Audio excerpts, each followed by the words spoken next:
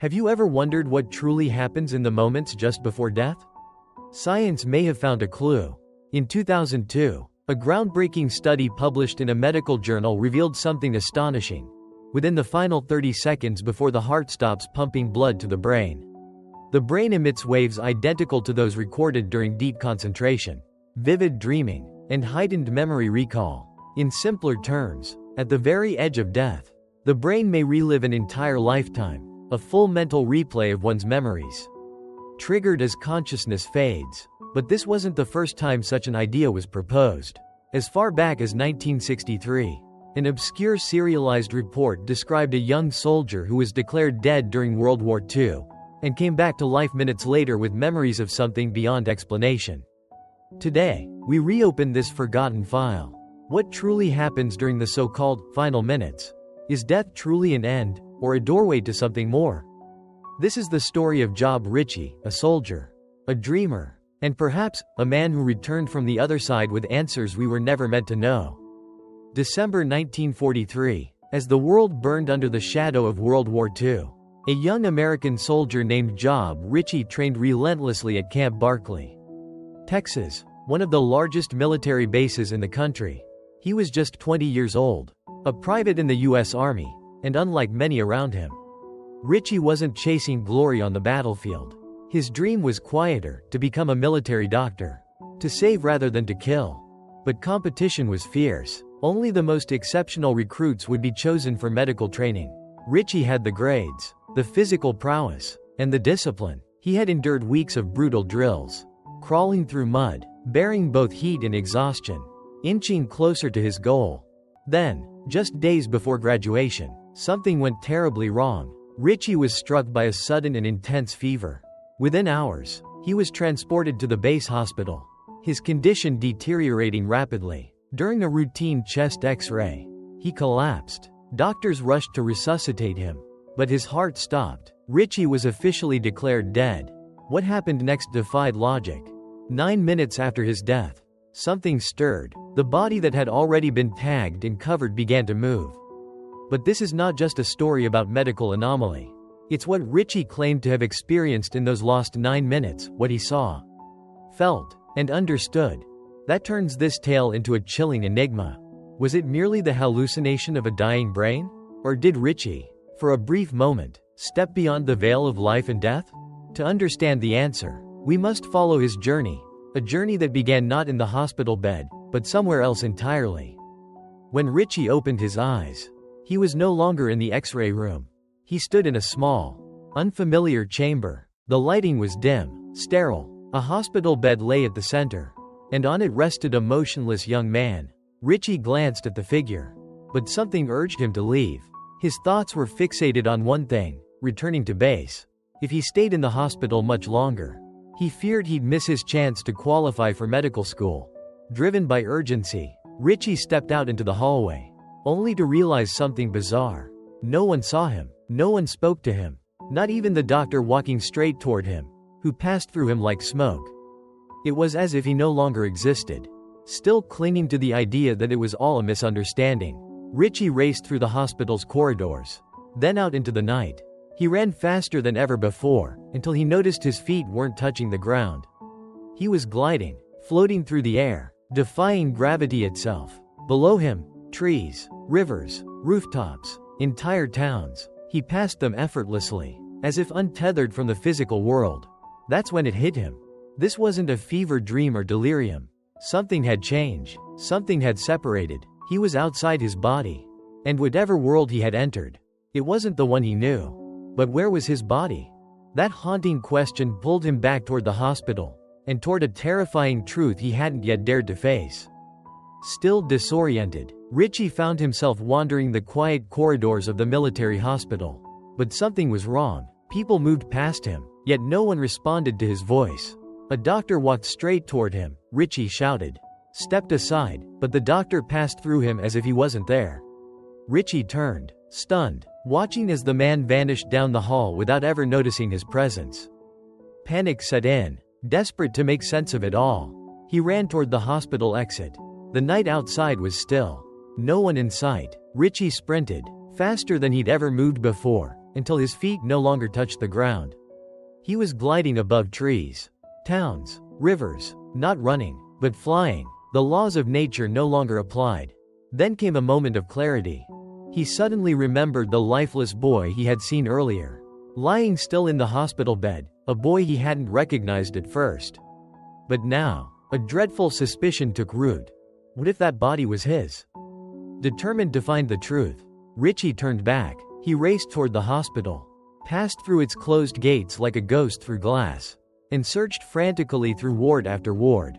Finally, in one quiet room, he saw the body again, covered by a white sheet, one pale hand exposed, bearing the ring of an Eagle Scout, the same one Richie had worn since childhood. It wasn't a dream.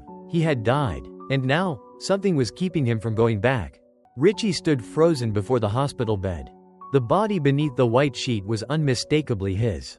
The lifeless hand, pale and still, wore the same Eagle Scout ring he had treasured for years.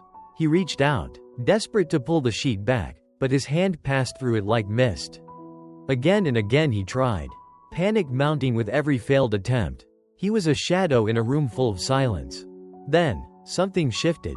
A blinding light burst into the room, warm, powerful, yet strangely gentle. It flooded every corner with an intensity that should have scorched his eyes, yet it didn't.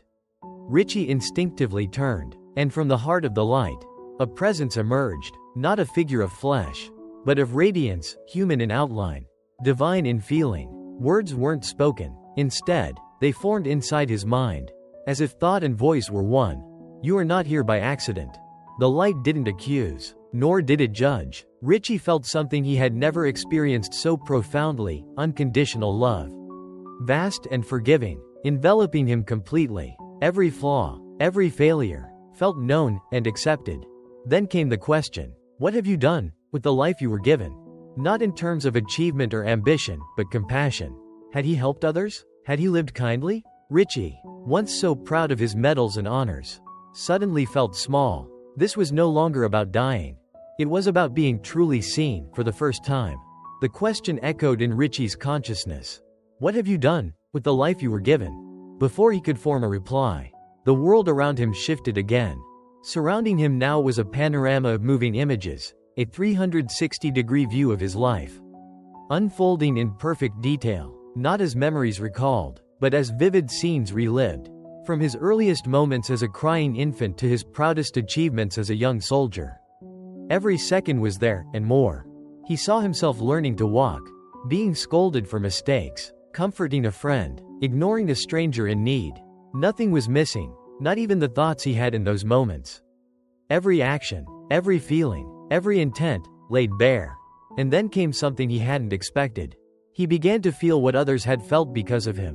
When he offered kindness, he felt their warmth. When he acted selfishly, he experienced their pain. It wasn't judgmental, it was revealing.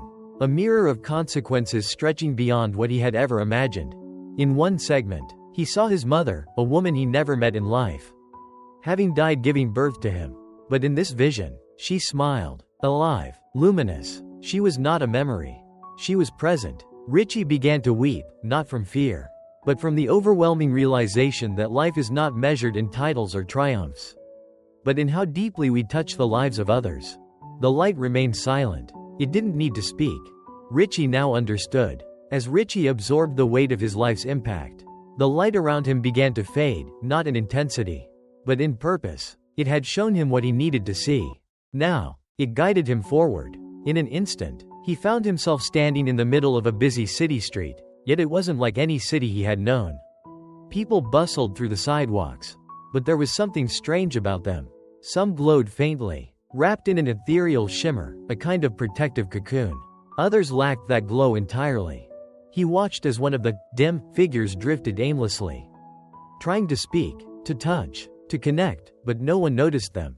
And then, it struck him. These weren't the living, these were the dead, souls untethered from their bodies, lingering among the living, bound by unfinished business or overpowering attachment. He followed one such presence, a sailor, drunk and stumbling in a bar. Richie saw a spirit latch onto him, slipping into the man's body as the protective glow peeled away. It was a silent invasion. The sailor never noticed. The light whispered inside him, Without the light, any soul can be overtaken. Richie realized that the cocoon wasn't just spiritual, it was earned. Forged through compassion, selflessness, and clarity in life. The dead weren't evil, but many were lost, stuck between worlds, and some didn't want to move on. Before Richie could process what he had just seen, the light around him flickered once more, and the scene changed. Now, he stood on a vast, scorched plain, barren and gray beneath a sky without stars. The air was thick, heavy, oppressive. All around him, shadow-like figures clashed violently, shouting, clawing, striking at one another in an endless, senseless frenzy. But their attacks never made contact. They passed through each other like smoke, only to lash out again and again. They were angry, bitter, and trapped. Richie was paralyzed by the sheer intensity of emotion, rage, vengeance, despair. These weren't demons. These were human souls, stripped of form, but still clinging desperately to the hatred and obsessions they held in life. Every grudge, every cruelty, every unhealed wound had followed them into death. This was no fiery pit, no mythological underworld. This was a hell of the mind, a prison built from unresolved thoughts. From an unwillingness to let go, Richie turned to the light beside him, whispering, "Is this hell?" The answer came not as words, but understanding. Hell exists, wherever the soul refuses to release its suffering. It wasn't a punishment imposed by some divine judge. It was self-inflicted, born from attachment, resentment, and ego. Richie trembled. He now saw how death did not free a person from themselves. In fact, it might confront them with everything they had tried to avoid. And for some souls, that confrontation never ends.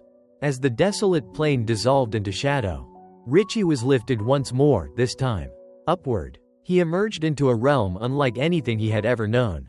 Towering structures rose in harmony with vibrant gardens, all bathed in a warm, golden light that seemed to breathe.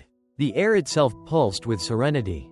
Everything, every stone, every breeze, felt conscious, alive. People moved through vast halls and open courtyards, draped in simple robes, their faces calm and focused. They spoke little, if at all, absorbed in deep study and quiet creation. Giant libraries stretched infinitely, filled with knowledge etched on pages, stone tablets, and mediums Richie couldn't even name. This wasn't a city. It was a center of thought, a spiritual academy, where consciousness itself seemed to evolve. The light beside him whispered once again, "This is where minds return, when they are ready." It was not a reward, but a natural progression, the result of a life lived in harmony, through compassion, inquiry, and self-awareness. Richie looked around, stunned not only by the brilliance of the place, but by the silence, not empty, but full. Every soul here seemed at peace. There was no chaos, no fear, only purpose. Then, far in the distance, he saw it, a city made entirely of light, suspended like a dream above the horizon. From it radiated a presence beyond description. "Home," the light said, and Richie finally understood. He had been allowed a glimpse, but not a stay. Just as Richie felt himself drawn toward the luminous city on the horizon, everything around him began to shift, as if the entire realm were folding inward. The golden halls, the boundless libraries, the silent figures, all dissolved like morning mist. In their place returned the stark white walls of the hospital room, the smell of antiseptic, the silence of the dead. He stood once more beside his own lifeless body, still covered beneath the white sheet. But something had changed. A warmth now pulsed through the room, not from outside, but from within him. The light, which had accompanied him through the realms beyond, now pressed gently against his back. One final whisper filled his mind. "Remember." Then, darkness. A gasp tore through the silence. Richie sat up, pulling the white sheet from his face, eyes wide with disbelief. Nurses screamed. A heart monitor beeped frantically. He had returned. 9 minutes had passed since his official death. But for Richie, it had felt like an eternity, or perhaps, a beginning. He would never be the same. And though few would believe his story, he knew what he had seen was real. And he would spend the rest of his life honoring it. Richie went on to become a respected military doctor, dedicating his life to healing not just bodies, but souls. He often treated the poor for free, spoke gently to the lonely, and lived with a quiet grace shaped by what he had seen beyond the veil. He would later write a book, Return from Tomorrow, sharing his experience with the world. Some believed him, many didn't, but Richie never needed them to. He had seen what waits in the stillness after death. And more importantly, he had learned what truly matters in life.